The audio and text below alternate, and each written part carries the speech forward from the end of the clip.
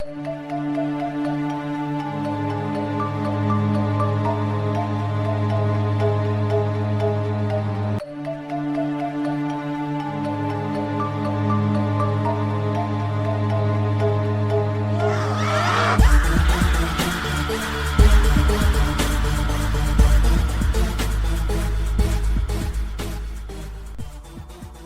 up, everybody? Thanks for listening to the Whatcast. Mike, you're going to talk about something that's new to us, something we haven't covered, but might end up having a air of familiarity to it. Yeah. So I'm going to be discussing the dreaded Owl Man of St. Mawnan Church. Dreaded? Dun dun dun. Yes, the dreaded, fearful Owl Man. I love all these man cryptids. Like, yeah, obviously Mothman, and then Bunny Man, and Goat Man, and the Wild Man, and Owl Man. He was next, right? It was inevitable. There's bound to be something about an Owl Man. But the Owl Man has a lot of similarities to the Mothman, and the witnesses, they describe a black figure that has its head inset into its chest with red glowing eyes and wings that appear to be part of its arms. So virtually the same thing. Yeah. But think about it this way, like it actually makes more sense because like look at the profile of an owl, and you've got the like just picture it with its wings spread, and because of like the shape of its head and how it melds in with the body, it would kind of take on the look of like the classic Mothman with the head inset into the chest. And if you're just like seeing it in silhouette, you know, it's kind of it kind of gives off that sort of feeling. So what if the Mothman is really just an owl man and we just don't know it? By God, Mike, are you turning into Joe Nickel? It's funny you say that because Joe Nickel has in fact weighed in on this particular case, and he gives it his barn owl seal of approval. Nice.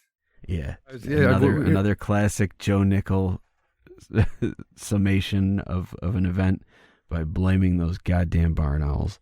I was waiting for his quote to be something like, "Yeah, this time it's actually an owl." This time, yeah, I told you fuckers this whole time. It's owls. So maybe we're mistaking Mothman for Owl Man, but do you think that they're mistaking Owl Man for Mothman? I don't know. This has its own thing, and it was actually the first report of this thing was in 1926. Damn. So it goes back. Yeah. It goes back a ways. In 26, the Cornish Echo newspaper reported that 2 boys had been chased through the churchyard by what they described as a large and ferocious bird.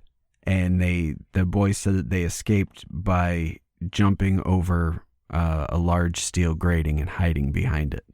But they drew a picture of it, and I did send you these drawings. So there's an article about them we can put in the show notes, or I'm sure if you do a image search you can find them. But the image that was drawn, it kind of to me looks like a Scooby-Doo villain. It's fucking awesome, and I love it. I cannot wait to make stickers of this thing.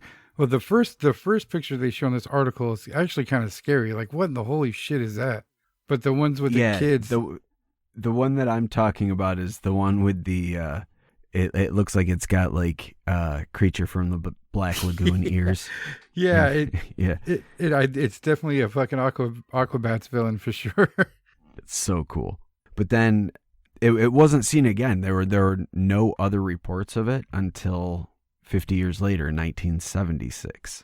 And there was a few of them that happened in 76, and they were drawing like the for some reason it was mostly kids that witnessed this, but the kids that witnessed them drew their own drawings of this thing, and they're all very very similar. Yeah, even in I don't know, like one of them, their details are a little bit better than the others, but they're still getting the main points of it across. It's weird. Yeah, like even the way the mouth is, like how Right. it's, like downward turning, almost triangular shape, and then the things on the ears and the shape of the eyes. Or how the arms are the wings. I'm sorry. Yeah, yeah. And most of the witnesses also reported that it had these claws for feet that were like a blacksmith's pincers, Whoa. which is that's a detail that's lacking from the Mothman. Yeah, very much so. Now, like just like hearing about it briefly, I thought of Mothman, but these pictures that these kids drew, to me, this is clearly a different thing. Yeah, it's. I mean, when give it the once over, I guess it does sound similar. Black figure, red glowing eyes, wings, all that. But this thing only is seen in the churchyard. It's not wandering the city streets or making women drop their babies out of fear or anything like that. It's just, for some reason, it's tied to this church. That's strange. So yeah, maybe it's maybe. What do you think? Like a gargoyle or a bad spirit? Maybe. I don't know. Maybe a protector sort of spirit thing, even. Right. But it is weird though, because a lot of there's a lot of strange things that seem to be attracted to cemeteries, and a lot of people, when you talk cemeteries, like, oh, cemeteries are haunted, it's ghosts and all that. But I don't think that's the case, because like if if you believe, or I should say, if you're of the mind that ghosts are the spirits of the dead, why would they linger at the place they were buried and not someplace meaningful to them in life? It doesn't make sense that they would just be like, oh, I'm stuck in the graveyard now. But what if the dead themselves are what bring some of these creatures? Like a lot of the Dogman sightings seem to take place in and around graveyards, and there's even been sightings where they've been digging in a graveyard with their bare hands. Oh wow. So yeah, so I don't know if that has something to do with it, but there's other possibilities for this, and for what this could possibly be. And with the first sighting in 1926, it attracted the attention of these weirdo painters, Max Ernst and, I don't know how the hell you say her name, Ionora Carrington, maybe. But they're these, like, I don't know, I guess surrealist painters that are into the occult and shit. But they heard about this and they ended up going to the site in 1937, and they started performing these rituals in the churchyard trying to summon this creature back. And for some reason, this story had such an impact on them. They never claimed that they did, or that they were successful, I don't think, but or they never claimed sightings, but they were attempting to summon it through magic work. But even after that, the Owl Man featured in their artwork for the rest of their lives. Like, they were that impacted by this idea. And they called it a therianthrope. That was the name that they gave it. But after that, there weren't any more sightings until 1976. And out of nowhere, this sighting occurred in April of that year. And two young girls named June and Vicky Melling, they were 9 and 12 years old. They'd been camping with their family in the woods nearby. And they were, going out walking through the woods like you do when you go camping, and they started hearing this hissing sound that caught their attention. So they wandered off and in search of this hissing sound, which was attracting them. And then they said they came into the churchyard and they saw this huge bird that had red eyes and clawed feet. And they got so freaked out by this, they ran back to their family, and they were so freaked out that their dad actually cut their camping vacation short by 3 days, and they left immediately. Oh, wow. And their father actually drew a sketch based on what his daughter had described to him, and sent it to this guy named Doc Shields, or Shields, not Shields. And this guy Doc Shields, he's like the one who kind of really pushed this story. And a lot of people think that the entire thing was a hoax perpetrated by him. Just to give you I don't want to get too much into Doc Shields, but just to give you a little bit of an idea for who he is. He was a stage magician is how we started. And for some reason in the mid 70s, he started to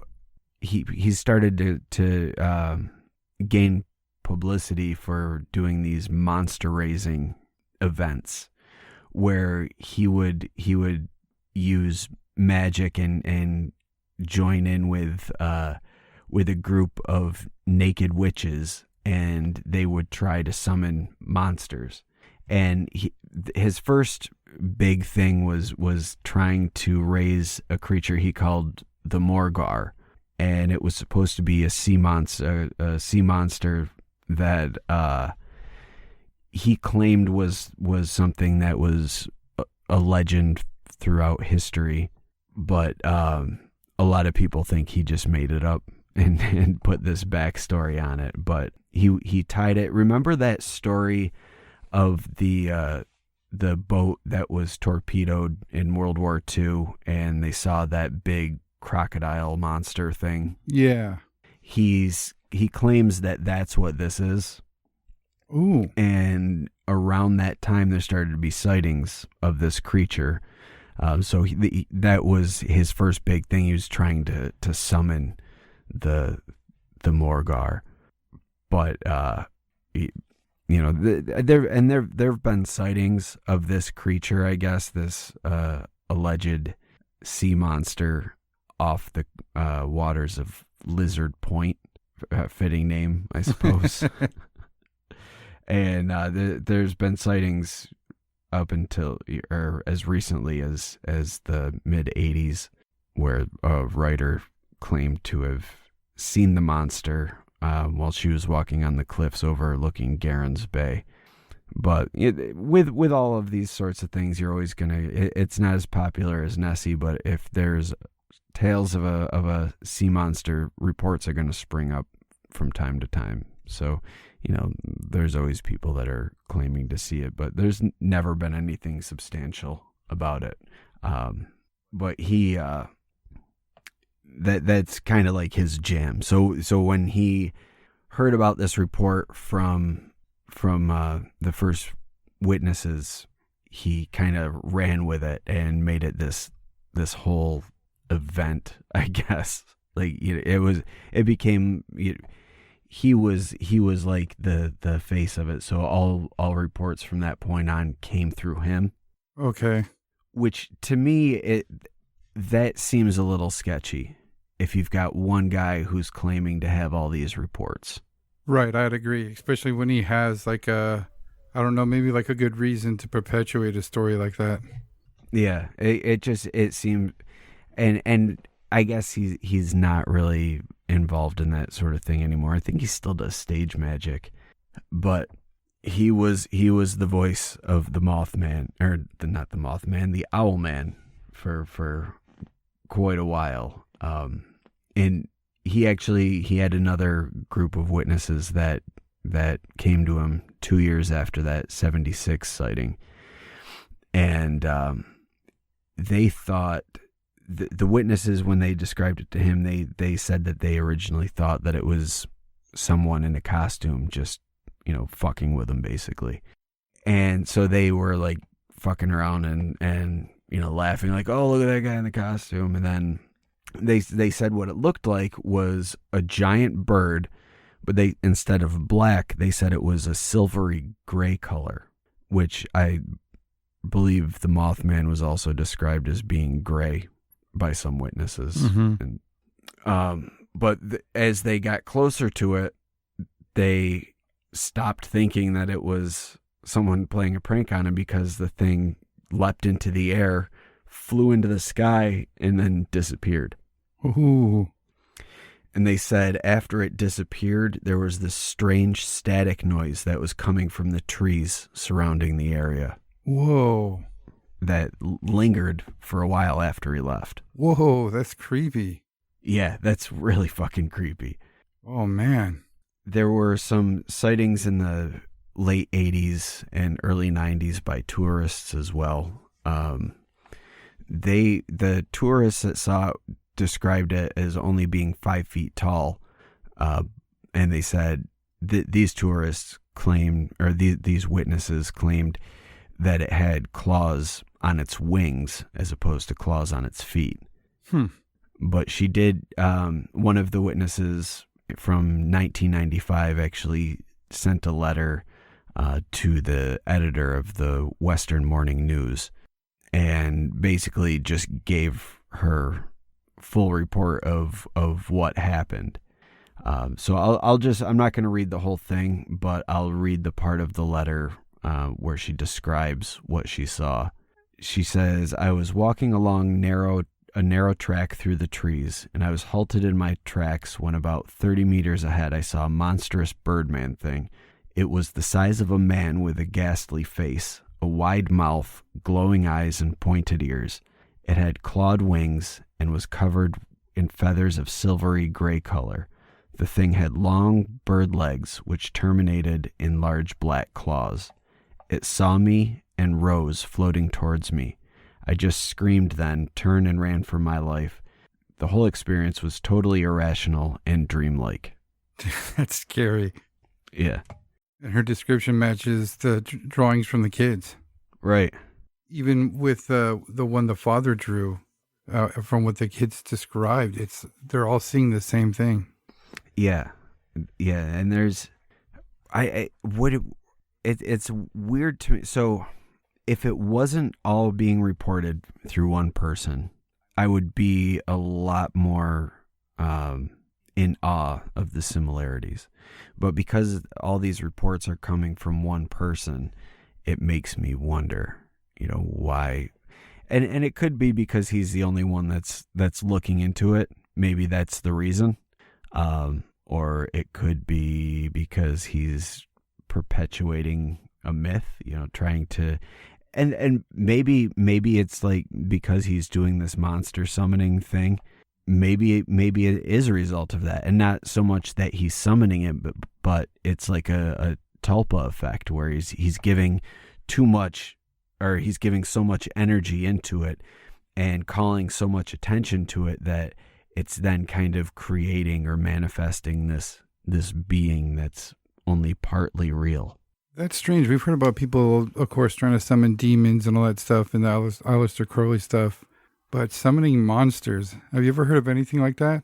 I believe Crowley at one point was taking responsibility for summoning the Loch Ness Monster. Yeah, I remember that. Or the byproduct of opening a portal, or something he was trying to do. Yeah, and maybe that's a possibility.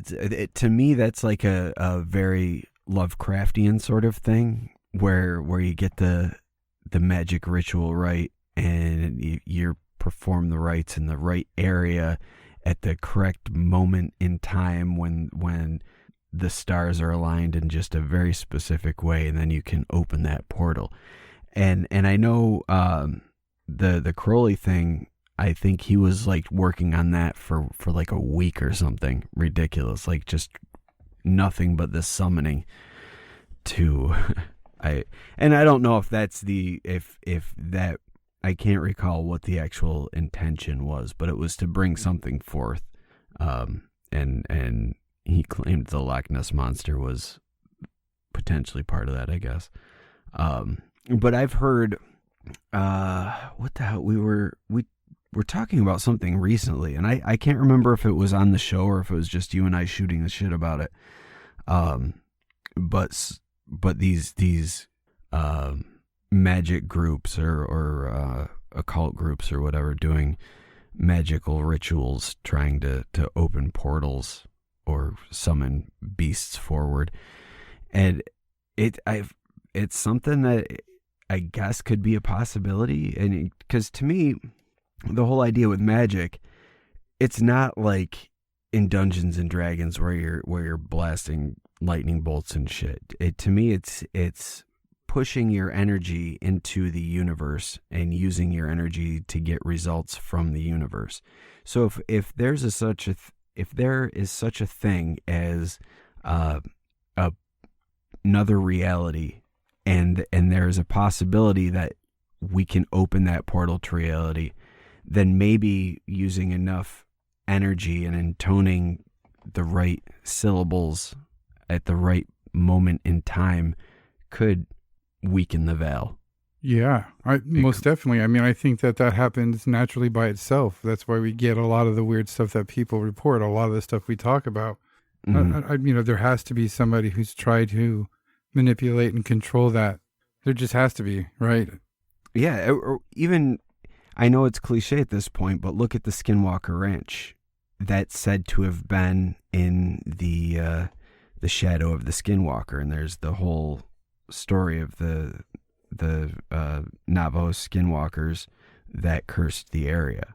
And then look at Mothman, the Point Pleasant area, and the Curse of Cornstalk.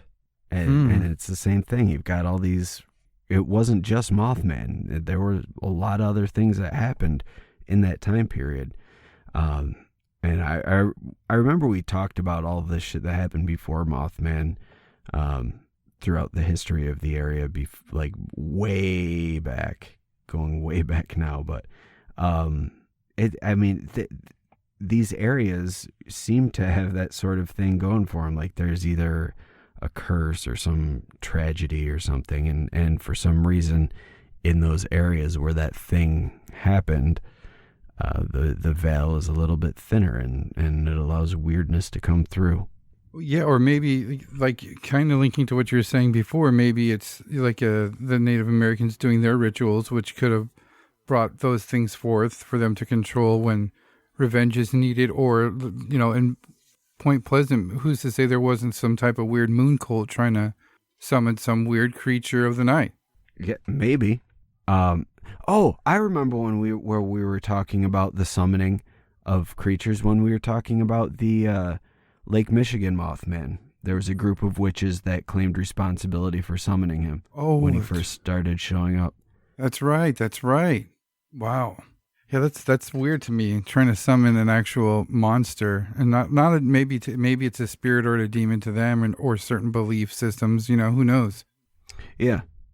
I mean, it could just be all in the way it manifests once it comes into being. Right. But this area, like a lot of these areas, it's not just one thing that's going on here. There've been in recent years, while there haven't been a lot of Owl Man sightings, there've been sightings of weird glowing lights that I've been seeing in the area. And they started overlapping with the Owl Man sightings, and these glowing lights overlapped in the mid-90s. The first report of it happened in 96, and a woman said that she saw a ball of light that was just floating over the top of the church itself. And then over time, there have been more sightings of this glowing ball of light. And then there was another sighting in the early 2000s where there were two girls that were, quote unquote, listening to music in the car late at night. Which to me, maybe I'm just looking at myself when I was a teenager, but if I was parked somewhere, quote unquote, listening to music, I was definitely getting stoned. But they said they were sitting in the parking lot late at night listening to music, and all of a sudden they saw this globe of light that just started pulsating and hovering over the church. And they watched it for a few minutes, and then it just disappeared. Do they say what color it was? No, just described as a glowing light. Light. Yeah. So to me, that I would guess it's probably just like a typical white light sort of thing. Right. Then the Owl Man sightings came back. Oh, shit. Yeah. In 2009, a 12-year-old girl named Jessica Wilkins said that she saw the Owl Man and described it in the same way. Pointed ears, glowing eyes, open mouth, feathers, claws, all that. Wow. And she was 12? Yep. A little young for somebody like to have studied Owl Man sightings from the 70s and 20s. You'd have to think so, right? Yeah. But there's a lot of theories on what it could be. Some, obviously there's Joe Nickel who blames it on barn owls, saying that. And I love that it's always the goddamn barn owls too. Like it's never some other owl. It's always a barn owl to him. But he claims that barn owls do tend to roost in church towers. So it's possible that this thing could have been a barn owl. Others say that it could have been a great gray owl, which escaped from a zoo. They've been known to reach 4 feet tall, standing on the ground, and have a wingspan of 6 feet, and they've got big claws. So that could be a possibility, except for the fact that the great gray owl is not native to this area, and so if one had escaped, it's been sighted since 1926. This thing would be dead. So that doesn't necessarily make any sense. Right. But some researchers have put forth that this church is on a ley line, which is, for people that don't know what ley lines is, it's something that's frequently discussed on Ancient Aliens. But they're these lines that they connect a lot of ancient, well, not even necessarily ancient, but they connect a lot of religious sites and temples and things like that throughout history. And there's a lot of places where a temple has been destroyed and then a church built in its place. But there's these lines that are said to contain earth energy that go, and these sacred sites they utilize the earth energy for whatever purpose was used back in the day, and then it's just kind of like something that carries over. I don't know if you'd call it like ancestral memory or tradition or how you want to refer to it, but it's really just a theory. I don't think there's really anything to it other than maybe coincidence, and I don't know. I admittedly, I have not studied ley lines all that much, and most of what I know about them comes from Ancient Aliens. So, take my knowledge on that with a grain of salt, because again, it comes from Ancient Aliens, which we all know is goddamn ridiculous. But the idea with that is that because it's on this ley line, that maybe the energy from the earth is allowing it's either attracting these beings to the area or causing that thinning between realities, which allows that stuff to bleed through. Mm-hmm. But there's been, recently, there has been a video that came out that purports to have captured the Owl Man. What? Yeah. I have watched this video, and to me, it looks like the silhouette of a gravestone with like an angel statue on it. But he is claiming that it is in fact the Mothman. But Owl Man. Yeah, that's what I mean. The Owl Man, not the Mothman. This dude is his name is Mark Davies. And he's like a ghost hunter guy, not like tight t-shirt, hair gel guy, but he's a ghost hunter guy. and he was on the ground trying to, I guess, just investigate the area. And as he panned, he caught what he claims to be the Owl Man. But Mark Davies himself had a bit to say about the area and his time here, or the events that happened there. And so he goes into the ley line thing, and he says there's ley lines which are under the ground near the church, and they give off paranormal activity. There was a hissing sound in the trees, and you could hear flapping. I heard it go right over my head, and I was shocked. And that's when I saw the figure, and it had horns on its head, and it looked mad. And then he had a meter that was reading the electromagnetic energy, and they use that in ghost hunting to, for whatever reason, I guess ghosts do something to the electromagnetic field, allegedly. So, but he brought this with him, and he was getting readings off of that during this event. So whatever it was fucking around with the electromagnetic field. And so because he's a ghost hunter, rather than think it could be something else, he said because, in his opinion, because his electromagnetic meter was going off, that it was telling him that this thing was demonic and that it wasn't safe. And then allegedly, the person that he was with, who had a camera, got attacked by something that he couldn't see, and it scratched his arm and broke his camera. And they didn't see anything. He said he just all of a sudden felt this thing attack him, and it scratched him. But he said when he felt the initial contact, he didn't even realize he was attacked. He just felt this energy. And then about a half hour after that happened, he started feeling this burning sensation. And when he looked, there were claws.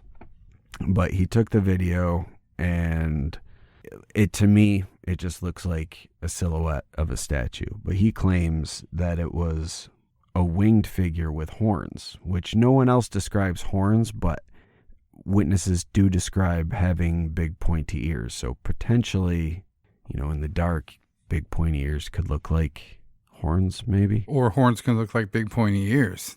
Most of the sightings were from children, so. From children, right?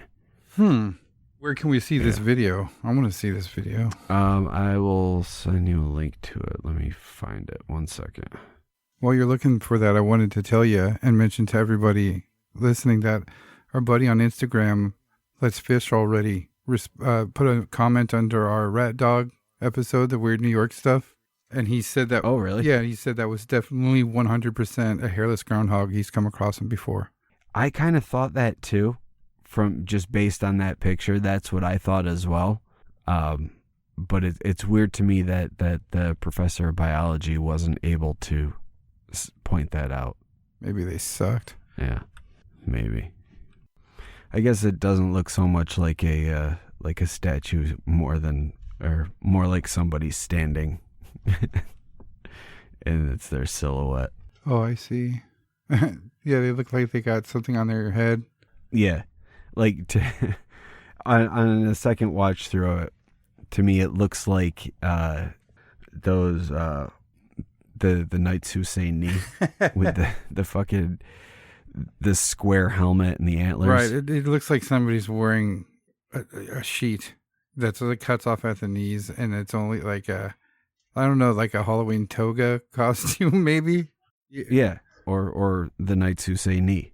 Maybe that's the big thing here. That should be the headline. Ghost hunter encounters the Knights Who Say Knee. Yeah, I don't.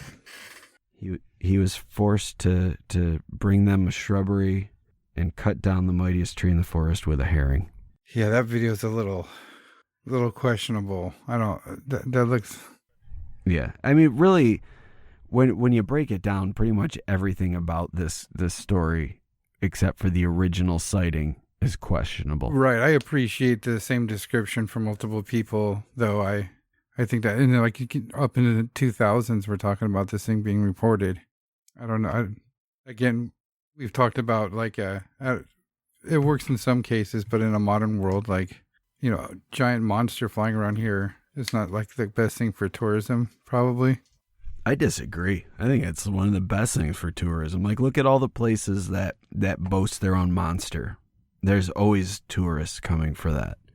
Yeah, but when's the last time like that was used heavily? You know, I think in a modern world, people. Dude, no way. There's a Mothman festival every fucking year. You think anyone is going to Point Pleasant if it's not for the Mothman? No. People don't give a fuck about Point Pleasant, but they do because of the Mothman. No offense, Point Pleasant people, but no one would be coming to your city if it wasn't for the Mothman. Yeah, you're probably right. Yeah, I'm very right, Mateo. Let me tell you. Yeah, but I sure love the drawings. There are some of these people who drew them weren't shabby at drawing. They're neat looking. Yeah, they're very cool looking, and we should do stickers for our patrons out of based on these things. We'll do for sure. Yeah, it's a weird story though, but the other thing that I think is cool about this is getting back to the floating light things. There were similar reports of balls of light with some of the Lake Michigan Mothman sightings. And also, if you remember when we were talking about the Lake Michigan Mothman, the one witness who said that she had been stalked by the Mothman for decades and said it had different forms. Yeah. One of the forms it had big pointed ears and claws. I don't know, man. I wish we would have gotten some adult witnesses to Owl Man. I know, me too. And get the drawings, because I don't know. It seems different, but it's so different, but so the same. Yeah, it's true. It's, to me, it's as similar and different to some Bigfoot sightings. You've got the Bigfoot sightings, you've got all the classic hallmarks of it, but then you've got the weird ones where it looks just a bit different than your typical sightings. It has 3 toes or a hairy face. Because typically Bigfoot doesn't have a hairy face. So it is kind of just slightly different. I don't know. But with the Mothman sightings, it's not typically described as having feathers. Right. And this is all described as being a bird. But weren't the first witnesses to the Mothman the gravedigger guys? Didn't they say they saw a bird? Well, that's what they called it the Birdman. The paper called it the Birdman from their description. So they must have used feathers in their description, and it was gray as well. But I believe those gravediggers reported their dog being killed the day after, and it looked like it had been preyed upon. Just like the later in the Mothman sightings, the dude had the German Shepherd that went after it when he caught it in the beam of his flashlight. Right. Mothman's got to eat too, man. Little doggy taco. Yeah, they might have their own Mothman over there. That's very interesting. Yeah, at some point I gotta do some research on flying humanoids, and because I think that we're missing out on a lot of things that are similar but just called something different, and I think I would be interested to see if there's more beings or sightings of entities that share similarities to Mothman and the Owl Man and the Blackbird of Chernobyl, all that stuff. Yeah. So I guess future episode, I'll do some research for that at some point, and so you can expect that. We've also got there's a part 2 for the Lake Michigan Mothman on the agenda sometime in the nearish future. Yeah, I definitely want to get back to that. That was fascinating. Yeah, the more recent sightings I haven't even touched on yet. And who knows, by the time that comes around, there could be a whole bunch more to get into. I try not to let the cynicism of the internet get in the way, and kind of realize that that's how information travels nowadays. And to me it's just blows my mind that people are still reporting Mothman sightings. It actually happens. And I know a lot of this stuff, that's just what it amounts to, that these are things that people are saying that they saw. But, I mean, if you just, like, even when I was a kid, like, it sticks with me now a little bit, unless these people are foaming at the mouth and talking about, George Foreman flying around on a purple dragon at the same time. To me, it's just amazing that these are things that are being reported, like, by normal, everyday people. But to me, that's what's cool about it. Just the possibility that these things exist. You can sit there and think of, like, oh, what if monsters do exist? And then you get older and read all the shit that we've read and all the books that we've read, and you're like, holy shit, they kind of do. Like, no matter what we think, this person reported this. They saw it necessary to tell this story, to share this information. We've talked about before, like in the past and the medieval times, and maybe they did that, to warn other parts of the land and the country that this thing is here. It's word of mouth is how information got around in that time. And I like that these things aren't going anywhere either. Because really, if you think about it, that initial sighting in 26, that at this point, that's almost 100 years ago, dude. That's crazy. Yeah, it is. So this predates Mothman, and it really makes me wonder if this is just like all one type of thing. And it just like shows up in different areas for whatever reason. Like, not that it's all the same entity, but that it's the same type of entity. There's reports of Mothman being seen, all over the world before great catastrophes happen. I mean, we're not seeing any warnings or anything like that from Owlman. What do you think about that? I mean, do you think that's like the purpose of whatever the Mothman is? Like, that's what it seemed to do with the Silver Bridge. Nah, because it the Silver Bridge, but I don't think that's necessarily the case. Because look at all the sightings that have happened in the Lake Michigan area, and where's the big disaster there? And it's been going on for years and years now. Right. So yeah, I didn't put too much into it being a warner of danger or catastrophe. I think that was something that ended up getting tied to Mothman because of the movie, because of that scene where he was talking to the John Keel character, and he was telling him, it's been seen for centuries across all the ancient things, and death and doom follows it, and that whole thing. Fucking Owl Man. Yeah, dude. He's just an owl man. He just owls around. And so if there's a rat man, I would like to see these two guys fight to the death. That's what Mike's jobs can be in the future, when the veil completely breaks and just everything's like Cabin in the Woods all over the world. Mike's going to be like a monster wrangler who makes them battle it out like gladiators. Yeah. I just sit on this throne made of cryptid bones, and I make them fight for me. Fight, minions, fight! And I've got like just this long gray beard and fucking crazy Albert Einstein here. Yeah. Golden rings and stuff. Yeah. But they're not real gold. It's made from like fancy cryptid teeth or some shit. Polished to a mirror finish. And I will lord it over them all. Every time one dies in the pit, I add it to my presentation. So either it's like another skull on my throne, or a piece of jewelry, or a fucking helmet, or a scepter made out of their thigh bone. Something cool. Depends on the cryptid, I suppose. But Owlman, I would wear his head as a chest piece. Ooh. So it would be like his chest, because his face is on his chest. Because he's like he's a flying blummier. Yeah. No, that's Mothman. Mothman is a flying blummier, except for when he's in the form of the thing that's not a flying blummier.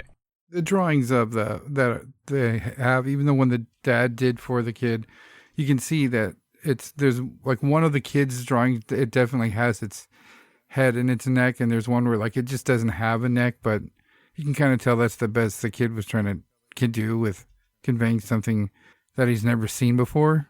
Maybe that's gonna be a hard thing to draw. Like, how do you draw something when its anatomy is so abnormal? Yeah, that's why it's almost better that that kids do it, because I feel like kids have a better ability to grasp the unfathomable. Right. Be a little bit more accepting of it, possibilities. Yeah. Owl Man. Yeah, that's the Owl Man basically, man. I just want him to fight Rat Man now and see who wins. Maybe for WrestleMania this year we'll do another Cryptomania and and commentate the cryptid battles. Yeah. That was fun. It's been a while since we've done that. If you guys want us to do cryptid battles, tell us and we'll do it at some point for something. Maybe over on Casting What's with the Whatcasters. Or maybe on Patreon. Or maybe here. Who the fuck knows, man? It's a while away. But tell us if you want to hear it and we'll maybe do it, probably. Thank you for listening to the Whatcast. You can find us on Twitter, Instagram, Facebook, iTunes, and YouTube. Enjoy the podcast. Get yourself a Whatcast t-shirt or a sticker pack.